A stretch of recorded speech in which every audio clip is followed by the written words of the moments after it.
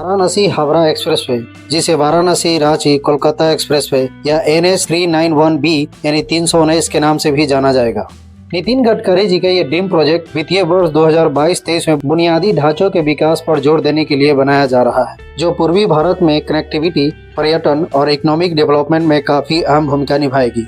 ये एक्सप्रेसवे धर्म की नगरी वाराणसी से कोलकाता के बीच होगी, जिसकी लंबाई 610 किलोमीटर है। ये एक्सप्रेसवे ग्रैंड ट्रंक रोड या एशियन हाईवे 1 के पैरेलल या समानांतर होगी। साथ ही भारत के 4 राज्य उत्तर प्रदेश, बिहार, झारखंड और पश्चिम बंगाल को आपस में जोड़ेगी। इस एक्सप्रेसवे की लंबाई की बात की जाए तो उत्तर प्रदेश में 22 किलोमीटर, बिहार में 159 किलोमीटर, झारखंड में 187 किलोमीटर और पश्चिम बंगाल में 242 किलोमीटर होगी। इस एक्सप्रेसवे को 5 पार्ट में बनाया जाएगा। पहले पार्ट में बरहुली क्षेत्र से शुरू होकर रामपुर के पास एंड होगी, जिसकी लंबाई 74 किलोमीटर है।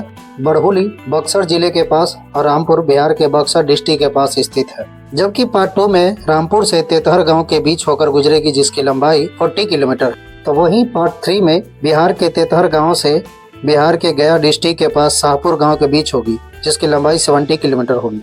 पार्ट 4 की लंबाई 191 किलोमीटर होगी और ये शाहपुर से कलामपुर के बीच बनेगा। तो वहीं 5वें और आखिरी पार्ट में कमालपुर से उलुबेरा के बीच बनेगा, जिसकी लंबाई 237 किलोमीटर होगा। इस एक्सप्रेसवे का निर्माण कार्य के लिए NKS project private limited Gurgaon और PNC Infratech private limited Agra को नियुक्त किया गया है।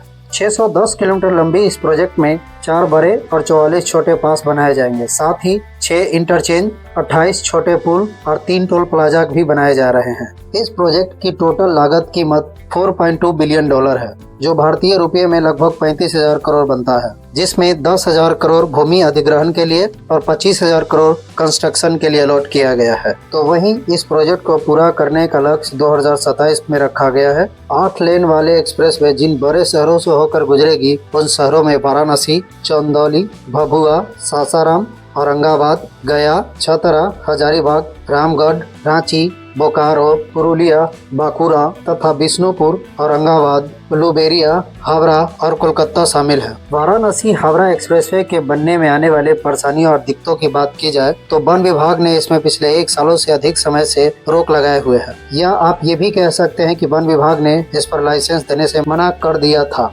वन विभाग का मानना है कि इस एक्सप्रेसवे का कुछ पार्ट बिहार के जंगलों से गुजर रहा है, जिससे लगभग 70,000 पेड़ काटने पड़ सकते हैं, जिससे कि पर्यावरण को काफी नुकसान पहुंच सकता है। और साथ ही इस एक्सप्रेसवे के निर्माण में 140 एकड़ से ज्यादा का जमीन वन विभाग को नुकसान हो रहा है।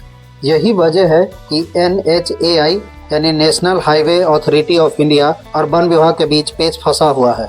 इन समस्याओं को लेकर NHAI ने आश्वासन दिया है कि कुछ पेड़ों को ट्रांसप्लांट करेगा, और जिन पेड़ों को ट्रांसप्लांट करना संभव नहीं है, जैसे वैसे पेड़ जो 100 साल से अधिक पुराने हैं, जिसकी जड़ें काफी फैल चुकी है, उन इलाकों में एलिवेटेड रोड बनाने की कोशिश करेगा। लेकिन वन विभाग ने मांग किया है कि जितने भी जमीन एक्सप्रेसवे के वजह से नुकसान होंगे, उससे दोगुने जमीन NHAI वन विभाग को फिर से जंगल लगाने के लिए अलॉट करेगा। साथ ही जितने भी पेड़ कटेंगे, उससे 4 गुना पेड़ NHAI को लगाना होगा। इस एक्सप्रेसवे के बनने से होने वाले फायदे की बात की जाए तो इसमें पहले फायदे में यातायात में होने वाले भीड़ को कम किया जा सकता है, यानी इस एक्सप्रेसवे के बनने से होने वाले जाम और यातायात में लगने वाले भीड़ को कंट्रोल किया जा सकता है। वहीं दूसरी फायदा समय की बचत। वाराणसी से कोलकाता के बीच की दूरी ट्रेवल करने में पहले 12 से 14 घंटे का समय लगता था, लेकिन इस एक्सप्रेसवे के निर्माण होने से 50% टाइम की बचत होगी और ये टाइम घटकर 6 से 7 घंटे रह जाएंगे। तो वहीं दिल्ली से कोलकाता के डिस्टेंस ट्रेवल करने में जो पहले 30 घंटे लगते थे, वो अब अप्रोक्स 17 घंटे रह जाएंगे।